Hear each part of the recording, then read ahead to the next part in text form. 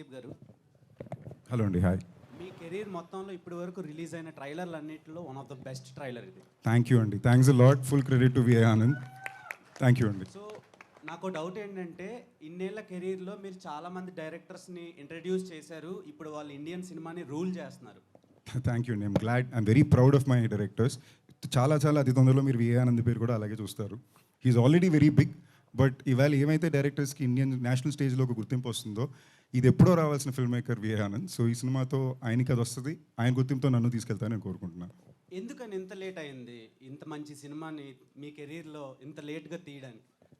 ఇలాంటి సినిమాలు తీయడానికి చాలా ఎఫర్ట్ ఉంటుందండి, టైం తీసుకుంటుంది, బడ్జెట్ కోరుకుంటుంది, ఎఫర్ట్ కావాల్సి ఉంటుంది. నెక్స్ట్ అలాంటి ఆలోచన డైరెక్టర్కి రావాలి కదా. సో నేను విఐ ఆనంద్ టైగర్ తర్వాత మళ్ళీ కలిసి పని చేయడానికి కుదరడానికి నీళ్ళు పట్టింది.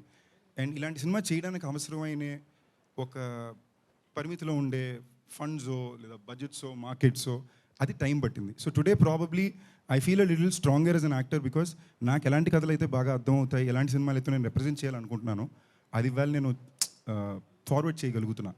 దాంట్లో విఐ ఆనంద్ నాకు ఈ టైంలో కుదరడం, ఇలాంటి సినిమా ఇవ్వడం I'm very happy, I'm very lucky. అందులో భైరవ్ కోన, ఎందుకు భైరవ్ కోన రిలీజ్ అవుతుంది మీకు అర్థం అవుతుందండి. They something very beautiful and special about the film which will take home with all heart.